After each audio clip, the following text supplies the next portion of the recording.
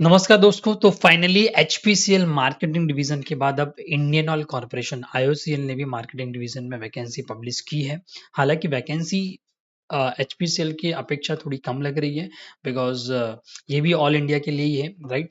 तो आपका इसमें क्या क्या हमको पढ़ना है, सीबीटी में क्या ध्यान रखना है, और किस प्रकार की जो आपकी आईटीआई है और एक्सपीरियंस फ्रेशर, सब कुछ हम लोग पूरा डिटेल में डिस्कस करेंगे। ज़्यादा समय मैं नहीं लूँगा, राइट। तो जैसा कि आप लोगों को पता है कि इंडियन ऑयल दोस्तों जो है ये एक महारत्न कंपनी है, और आईटीआई के सभी स्टूडेंट से मैं कहना चाहता हूँ कि आप इस नंबर्स के ऊपर ना जाओ। अगर आप में टैलेंट है, अगर आपने सच में मेहनत की है, राइट, तो जाके अप्लाई करो।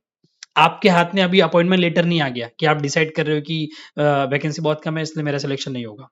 ये आप डिसाइड कर रहे हो, राइट। अगर आप जेन्युइनली अगर आपको लगता है कि आपके अंदर कैपेबिलिटी है, अगर आपने पहले मेहनत किया है और कुछ मार्क्स के लिए रह गए, तो डेफिनेटली एग्जाम में अपीयर होइए। ऐसा सोचने से आपका सिलेक्शन नहीं हो जाएगा, राइट। और आईटीआई के सारे स्टूडेंट को मैं हमेशा बोलता हूँ, और आज भी बोल रहा हूँ इस वीडियो के माध्यम से, कि अगर प्राइवेट सेक्टर में आपको कोई 10,000 से 15,000 से ज्यादा देने वाला नहीं है, ऑलराइट, और उस 15,000 के फायदे आपको गिना दिए जाएंगे, तो ऐसे में महारत्न कंपनी में एंटर होने के लिए ये मुझे लगता है कि एक गोल्डन अपॉर्चुनिटी है। वैकेंसी कभी भी ज्यादा नहीं आई है।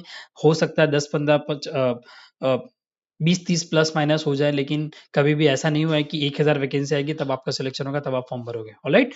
सो वैकेंसी का वो ना करें कि इतनी कम वैकेंसी, आपका क्या है, जाइए, आप अपना बेस्ट दीजिए, राइट। ऐसे सब सोचते रह जाएंगे तो घर पे बैठने से सिलेक्शन नहीं होगा।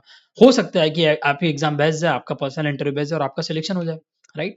और आप यही एग्जाम, जब इस एग्जाम की आप तैयारी करते हो, तो आपको, अगर इस एग्जाम में आपका सिलेक्शन नहीं भी होता है, राइट, बुरे से बुरा क्या होगा, सिलेक्शन नहीं होगा, तो ये जो आप इसमें मेहनत किए रहोगे वो वेरी नेक्स्ट एग्जाम में आपको काम आएगा।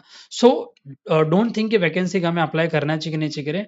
डेफिनेटली अप्लाई करना चाहिए, जाइए एग्जाम दीजिए। जब आप एग्जाम सेंटर में जाते हो ना, तो आप देखते हो यार, मेरे से गए गुजरे लोग एग्जाम दे रहे हैं और मैं तो अपने आप इतना बेस्ट हूं, तो मैं एग्जाम नहीं देने आ रहा था। या उल्टा भी हो सकता है कि आप जब तैयारी करते हो तो आपको लगता है आई एम द किंग, मुझे ही सब कुछ आता है, बट आप देखते हो कि एक एक धुरंधर वहां पे बैठे हुए हैं। लोगों से नेटवर्किंग तो मिलते हैं, उनका प्लस माइनस क्या एक्सपीरियंस रहा है प्रीवियस एग्जाम में। तो डेफिनेटली एग्जाम सेंटर में जाइए, एग्जाम दीजिए, और सिलेक्शन होगा कि नहीं होगा ये आपके हाथ में नहीं है, तो उसकी चिंता मत करिए। चलिए, तो मैंने पहले से ही मार्क करके रखा हुआ है कि क्या क्या डिस्कस करना है। सबसे पहले तो देखिए फ्रेंड्स, ये ग्रुप डी की वैकेंसी है, राइट। आप इसको, जैसे कभी कभी क्लास 3 क्लास 4 वैकेंसी कहा जाता है, तो आप वो भी कंसीडर कर सकते हैं, राइट। सो ये नॉन एग्जीक्यूटिव की वैकेंसी, स्टाफ की है, यूनियन कैटेगरी की वैकेंसी है ये। नॉन एग्जीक्यूटिव हम लोग बोल सकते हैं, राइट। तो सबसे पहले आप देखोगे कि 201 से लेके और 208 तक, सॉरी, ये अपना 101 से लेके आपका 100 तक, 123 तक जो वैकेंसी है वो जूनियर ऑपरेटर के लिए, ग्रेड 1 जूनियर ऑपरेटर के लिए है, और इसका जो बेसिक पे है दोस्तों वो 23,000 है। 23,000 का अगर मैं बताऊं तो आपके ऑन हैंड लगभग लगभग, अगर सब कुछ काट कूट के भी करा जाए बेसिक पे, तो लगभग लगभग आपका 35 से 40,000 के बीच में सैलरी आना चाहिए ऑन हैंड, बराबर। सब कुछ कट के, पीएफ ईएफ सीपीएफ जो भी आपका है, इंश्योरेंस है, सब कुछ है, वो कट के आपके हाथ में इतना आना चाहिए। बहुत ही हैंडसम सैलरी, अगर एक आईटीआई कैंडिडेट की पॉइंट ऑफ व्यू अगर मैं देखूँ तो, राइट। और आईटीआई को ध्यान में रखते हुए ये भी वीडियो बना रहा हूँ।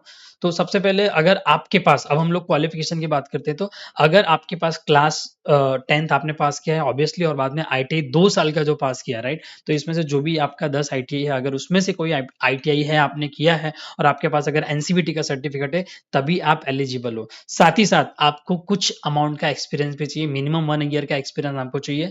अगर आपने अप्रेंटिस किया हुआ है और आपके पास एनसीबीटी है, एनसीवीईटी का सर्टिफिकेट्स भी है, then also you are eligible, तब भी आप एलिजिबल हैं, राइट। यहाँ पे क्लियर कट लिखा हुआ है, ऑलराइट। सबसे इंपॉर्टेंट पॉइंट है। फिर आपका वर्क एक्सपीरियंस क्राइटेरिया, आपको एक एक्सपीरियंस सर्टिफिकेट या कॉपी ऑफ लेटर ज्वाइनिंग आपको बताना पड़ेगा, राइट। या तो आप पे स्लिप भी बता सकते हो, जिस तरीके से यहाँ पे लिखा हुआ है, ये सारी चीजें आपको बताना पड़ेगा आपका एक्सपीरियंस शो करने के लिए, राइट। आपसे बोल देने से नहीं होगा, ऑलराइट। जो भी आपका कट ऑफ डेट है एज के लिए, मतलब आप इतने साल के हो तो कब कब से कब माना जाएगा, तो वो कट ऑफ जो इन्होंने डेट दिया है वो 31 जनवरी 2025 दिया हुआ है, ऑलराइट। तो यहाँ पे जो भी आपको एज कैलकुलेट करना है तो इस डेट के रेफरेंस से होगा, ये आपका एक्सपीरियंस, ऑलराइट। फिर रिजर्वेशन जो भी एसटी एससी ओबीसी के लिए लागू पड़ता है, वो पीडब्ल्यू के लिए, एक्स सर्विसमैन के लिए, ईडब्ल्यूएस के लिए, राइट। वो सारी चीजें यहाँ पे डिटेल में लिखी हुई है, मैं उसकी डिटेल में नहीं जाऊंगा, ये आप प्लीज़ पढ़े, लेकिन मैं रिकमेंड करूँगा। और मिनिमम एज 18 ईयर चाहिए और मैक्सिमम आपके 26 चाहिए जनरल कैटेगरी के लिए। और बाकी एज में रिलैक्सेशन आपको आपकी जो कास्ट है, कास्ट सर्टिफिकेट प्रोड्यूस करने में जो आपको मिलता है, उसको उसके ऊपर बेस में आपको रिलैक्सेशन मिलेगा। दूसरी जो इंपॉर्टेंट मैं आपको बताना चाहता हूँ, जो सिलेक्शन मैथोडोलॉजी क्या होगी। सिलेक्शन मैथोडोलॉजी दोस्तों यही है कि अगर आप जूनियर ऑपरेटर जो आईटीआई के पोस्ट के लिए अगर आप अप्लाई कर रहे हो, पोस्ट नंबर कोड 101 से 130 के लिए, राइट, तो उसमें या जूनियर अटेंडेंट के लिए भी, तो सबसे पहले आपको उसमें सीबीटी देना पड़ेगा। And once you crack your CBT exam, फिर आपको एक स्किल प्रोफिशिएंसी फिजिकल टेस्ट जिसको एसपीपीटी भी कहा जाता है, उसको कहा जाएगा that and SPPT will be of qualifying nature. Alright, तो ये दोनों चीजें आपको पास करके फिर आपका फाइनल सिलेक्शन होता है। सीबीटी में आपका क्या होगा, वही मल्टीपल एमसीक्यू टाइप क्वेश्चंस होंगे और 100 क्वेश्चन होंगे और 1 मार्क्स के होंगे। एंड और आपको अलॉटेड दिया रहेगा 120 मिनट्स। ऑलराइट, तो 120 मिनट में आपको 100 क्वेश्चन अटेंड करने रहेंगे और एक क्वेश्चन जो रहेगा आपका 1 मार्क्स का रहेगा। और मुझे लगता है कि इसके ऊपर से जब हम एग्जाम देने आते हैं तो उसमें ऑलरेडी बताया जाता है, पहले से बताया जाता है कि क्या होगा, कैसे होगा, नेगेटिव मार्किंग रहेगा कि नहीं रहेगा। तो इसमें 2 सेक्शन रहेगा, जैसे मैं आईटीआई की बात कर रहा हूँ जूनियर ऑपरेटर में, तो आपका क्वेश्चन जो रहेगा वो 2 सेक्शन में डिवाइड रहेगा। एक तो सेक्शन है जिसमें आपका डिसिप्लिन मतलब जो प्रोफेशनल नॉलेज है, और एक जनरल साइंस 50 मार्क्स। तो अगर आपने फिटर किया है तो ये एक्सपेक्ट मत करना कि सिर्फ फिटर के ही क्वेश्चंस आएंगे, ये गलती मत करना। जनरल साइंस में आपका बेसिक इलेक्ट्रिशियन भी आता है, इलेक्ट्रिसिटी भी आता है, बेसिक इंस्ट्रूमेंटेशन भी आता है, राइट। सो बेसिक बेसिक चीजें भी आता है, तो ये एक्सपेक्ट करके मत चलना कि आप फिटर का हो तो सिर्फ फिटर के ही क्वेश्चन आएंगे, ऐसा नहीं है।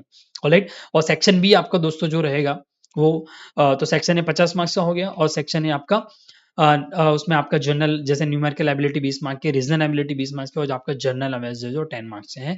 तो ये सब मिला के आपके 100 क्वेश्चन होते हैं, और एक क्वेश्चन 1 मार्क्स से है, तो 100 मार्क्स से एग्जाम हुआ। अब हर सेक्शन में आपको 35% तो कट ऑफ लाना ही पड़ेगा, राइट। ओवरऑल कट ऑफ जो दोस्तों है वो है 40%। हाँ, ये सबसे इंपॉर्टेंट चीज है, जैसे कि आपका ओपनिंग डेट 3 तारीख को है और बाद में लास्ट डेट आपका 23 तारीख है। Tentative month for issuing E admit card. E admit card आपको है तो मार्च में मिल सकता है, अप्रैल में मिल सकता है। मैं आपको रिकमेंड करूंगा कि आप मार्च को लेकर चलिए कि आपके एग्जाम है। अगर आपको 1 महीना बोनस में, अब अगर अप्रैल में आ गया तो 1 महीना आपका बोनस है। आप अप्रैल को लेके मत चलो कि मेरी अप्रैल में एग्जाम है, आप मार्च को लेके चलो कि अप्रैल मार्च में मुझे एग्जाम देना है, और मार्च में तो कोई बात नहीं। तो टेंटेटिव मंथ है ये, टेंटेटिव मंथ। टेंटेटिव का मतलब होता है कि कम भी हो सकता है, मार्च में भी हो सकती है, या मई में भी हो सकती है, या उसके बाद भी हो सकती है। ये कोई फिक्स नहीं होता, इसीलिए उन्होंने टेंटेटिव लिख दिया पहले से। और बाद में उसके बाद आपका रिजल्ट डिक्लेयर होता है। सबसे इंपॉर्टेंट पॉइंट दोस्तों, बी अवेयर ऑफ फ्रॉड्स। जब भी कोई ऐसे वैकेंसी आती है ना, जो फ्रॉड करने वाले रहते हैं वो बहुत हाईली हाईली हाइपर एक्टिव हो जाते हैं, राइट। और जैसे यहाँ पे लिखा भी हो, candidates are hereby caution not to fall prey to the dubious agencies, organizations, and individuals aiming at fleecing money from the innocent public। आपसे पैसा वसूला जाता है कि आपकी आईओसीएल में जॉब लगवा देंगे, उनके ऊपर तक सेटिंग है। मैं बोलता हूँ बहुत ट्रांसपेरेंट प्रोसेस होती है, पीएसयू में बहुत ट्रांसपेरेंट होती है। जस्ट ट्रस्ट, आप प्रोसेस को ट्रस्ट करो, ऑनेस्टली अपनी एग्जाम दो। ये सब बिचौलिए जो हैं, ये सिर्फ और सिर्फ आपसे पैसा लेना चाहते हैं। आपका सिलेक्शन हो या ना हो, इनसे इनका कोई मतलब नहीं, इनके हाथ में पैसा आना चाहिए। इसीलिए कोई भी कंपनी आप देखोगे, नोटिफिकेशन देखे ना, लास्ट में ये चीजें वो लिखते हैं। और ये क्यों लिखा हुआ पता है? क्योंकि ऐसा होता है, हर बार होता है, कोई ना कोई इनोसेंट पब्लिक वो करती है, और बाद में वो कंपनी के मैनेजमेंट में जाएंगे, बोलेंगे कि हमारे से पैसा लिया गया और हमारा सिलेक्शन नहीं हुआ। इसीलिए यहाँ पे लिखा ही जाता है, राइट। कोई भी कंपनी के आप नोटिफिकेशन देखना, इसमें पीएसयू में लिखा ही रहेगा। So do not believe any advertisement job announcement of Indian Oil circulated through email, social media. IOSL के नाम से आपने ईमेल कर दिया मैंने आपको कि आपका सिलेक्शन हो गया, मुझे इतना पैसा ट्रांसफर कर दिए। आईओएसएल के नाम से मैंने कोई पेज बना दिया, कर दिया। आपको बिलीव नहीं करना है, आपको सिर्फ एक ही चीज में बिलीव करना है, www.iocl.com, जो कि उनकी ऑफिशियल वेबसाइट है। यहाँ पे लिखा हुआ है, या तो आपका एम्प्लॉयमेंट न्यूज पे कोई भी आ रहा है, जो गवर्नमेंट का एम्प्लॉयमेंट न्यूज ऑथोराइज आता है वो, या कोई, या किसी न्यूज पेपर में आया हुआ है, right. So notification for any job career related information pertaining to the Indian Oil Corporation Limited, यहाँ पे क्लियर कट लिखा हुआ है, राइट। तो दैट्स इट फ्रेंड्स, इस वीडियो में इतना ही। अगर आप चाहते हो कि मैं डिटेल में वीडियो बनाऊं कि आईटीआई के लिए क्या पढ़ना चाहिए और इसकी तैयारी कैसे करनी चाहिए, कौन सी बुक रिकमेंडेड है, राइट, ऐसा बिल्कुल नहीं है कि जो मैं बताऊंगा उसी में से आ जाएंगे क्वेश्चन, ऐसा कभी नहीं होता है। कोई भी इंस्टीट्यूट ऐसा बोल रहे तो आपको मूर्ख बना रही है, ऐसा कभी होता नहीं है। बट यस, अगर आप चाहते हो तो मुझे कमेंट बॉक्स में लिखना। अगर मैं देखूँगा कि अगर मेजॉरिटी है लोगों को अगर चाहते हैं तो डेफ़िनेटली मैं इसके ऊपर वीडियो बनाऊँगा कि क्या-क्या बुक्स इसमें रिकमेंडेड है और कैसे इसकी तैयारी करनी है, कहाँ से इसका स्टडी मटेरियल मिलेगा, प्रीवियस ईयर्स के क्वेश्चन इसके कहाँ से मिलेंगे, पहले किस टाइप के क्वेश्चन पूछे गए हैं एंड मोस्ट इम्पोर्टेंटली कि टेस्ट सीरीज़ कहाँ से मिलेगी क्योंकि आपको एमसीक्यू प्रैक्टिस करना है, alright? So that's it friend, इस वीडियो में इतना ही। अगर मेरे चैनल को आपने हमारे चैनल को आपने अगर सब्सक्राइब नहीं किया तो कर लीजिए और ऐसे ही वीडियो मैं लाते रहूँगा, जो कि टेक्निकल एग्ज़ाम के टिप्स एंड ट्रिक का मेरा एक मोटो है, मैं थोड़ा अवेयरनेस कराऊँ अपने हेक्टिक शेड्यूल में से। So that's it friend, thank you so much. मिलते हैं नेक्स्ट वीडियो में।